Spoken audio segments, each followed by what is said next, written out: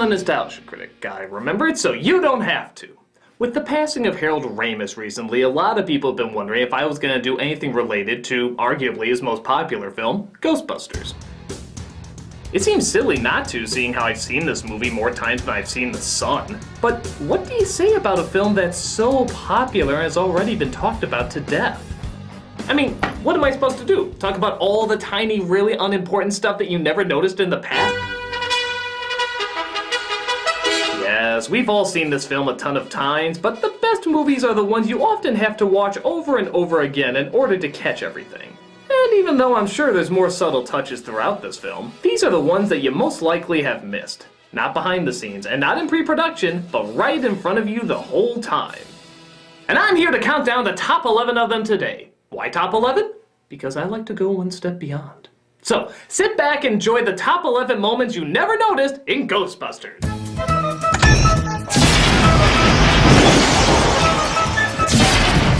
Number 11. This hand is totally copying a feel. I know a lot of people are probably distracted by the fact that this is such a shit-your-pants scary scene, but look at that. It's totally manhandling her. There's even one scene where her boob totally pops out of her sweater. You see? I don't care if you turn her into a possessed demon of the night, but bad touch simply won't be tolerated. No one has the right to touch you if you don't want them to. You tell him, Sonic. Number 10. The Stay Puft Marshmallow Man actually appears 3 times in the movie. We all know the final big finish, but he also appears in Dana Barrett's Groceries and on the side of a billboard when the ghosts are released. Guess he just wanted to make his role bigger, because clearly it wasn't big enough. Mother puss bucket. Number 9. Egon looks down at his mark during their commercial. This matches perfectly as Ray is clearly too into his role. Are you troubled by strange noises in the middle of the night? Peter could barely give a crap. You or any of your family ever seen a spook, specter, or ghost? And Egon can't even manage to keep eye contact with the camera. Do you experience feelings of dread in your basement or attic? Top it all off with these 3 awkward smiles and you got an ad you'll never forget. We're ready to believe you. Number 8. Nobody is checked by the EMT. Except for Lewis for some reason. It's understandable that after destroying a giant marshmallow man and crossing the streams that could have possibly resulted in total platonic reversal, that some medical attention or doctor checkup would be required. And yet, Lewis is the only one who seems to get it. Why? Dana Barrett was a dog too. No, he's right. How come he can't go with them in the car? There's no reason not to. Why does he get the special treatment by not getting the special treatment? Well, let's just end with Dana and Peter giving an awkward kiss to a loving kiss to Peter showing off making it an awkward kiss again. What an asshole. Number 7. Does this line sound familiar? Go get her, Ray! Yeah, the joke is that Peter is speaking for them as a team and then sends in Ray to do the hard work, but does it possibly remind you of an earlier scene? Get her! Yep, the joke is suddenly made funnier when you realize that this is all part of Peter's sweet revenge for getting their asses scared off earlier. Even down to using the exact same term, get her. That ought to do it. Thanks very much, Ray. Number 6. How do poor people afford video games? The Ghostbusters constantly talk about how they're tight for money in the first half of the movie. Well, if that's the case, where the hell did they get 3 arcade games from? Was Atari really so important that you couldn't live without it? This magnificent feast here represents the last of the petty cash. Well, at least we have the Big Trouble in Little China pinball game. Or whatever that is. Number 5. When figuring out the price for their first job, Egon signals Peter for how much it costs. Of course, when they start off, they claim they've done this a million times. We handle this kind of thing all the time. But when it comes to the numbers, they're still not sure what the protocol is. But they want to look more professional than they are, so they work off each other to figure out the exact amount. Now, for the entrapment, we're going to have to ask you for 4 big ones, $4,000 for that. But we are having a special this week on proton charging and storage of the beast, and that's only going to come to $1,000. Sneaky. Number 4. You remember the Ghostbusters burning up the cleaning woman's cart, but did you ever notice that she tried to put out the fire with Windex? Does that work? Maybe my big fat Greek wedding was right. Number 3. Ron Jeremy, Carl Winslow, and Ivan Reitman all make appearances.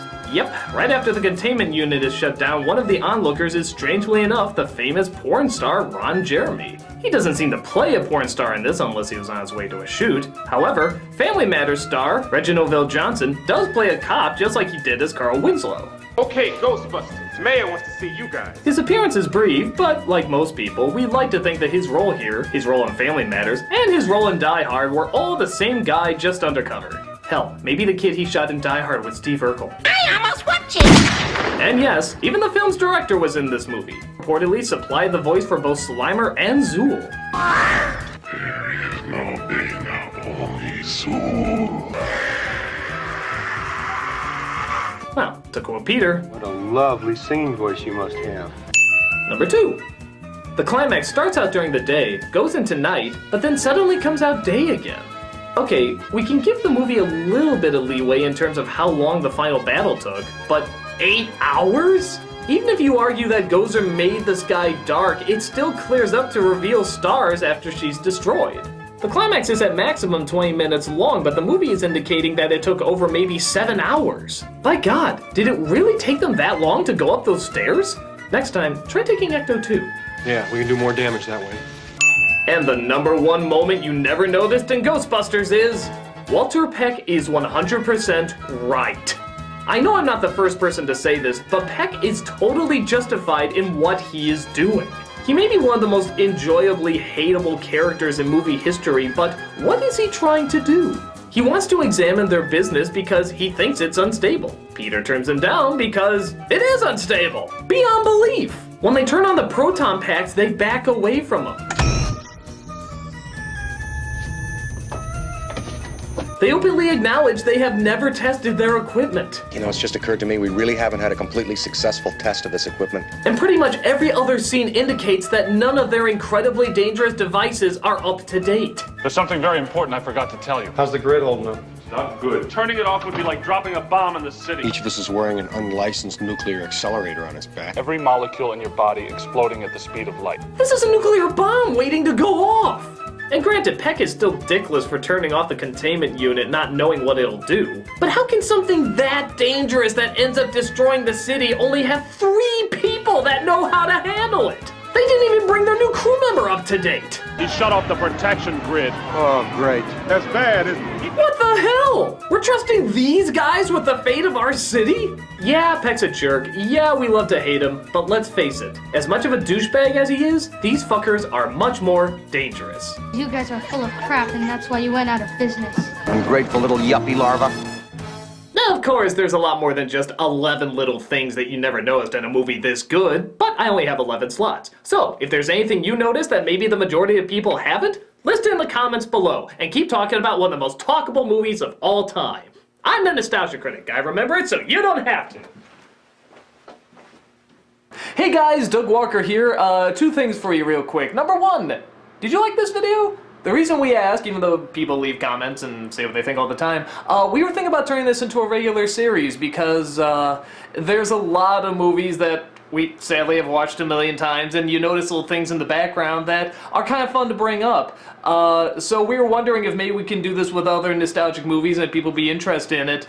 Maybe that would sort of be the thing that pops up every other week in between the reviews. There'll still be editorials every once in a while, but we were thinking about doing this because it's just a fun thing, and we notice this stuff, and we like to hear other people share in the comments like, hey, and you ever notice this about this movie, and so on and so forth. And we want to make it very much what you see, not necessarily what went into the making of it or the background story. You can go online, you can see a bunch of that stuff. We like very much that it was always in plain sight, and you never noticed it. So, yeah, let us know if you like that, if this is something you'd like to see more of. Number 2, I have one more Ghostbusters story, and I didn't put this on the list because, like I said, it didn't really connect with what you saw, but it's just a funny story, and it has nothing to do with anything, but it's just a cute story. So, okay, you remember the scene where they're just about to go into business, they just got thrown out of the college, and they're gonna go and they're gonna start it up.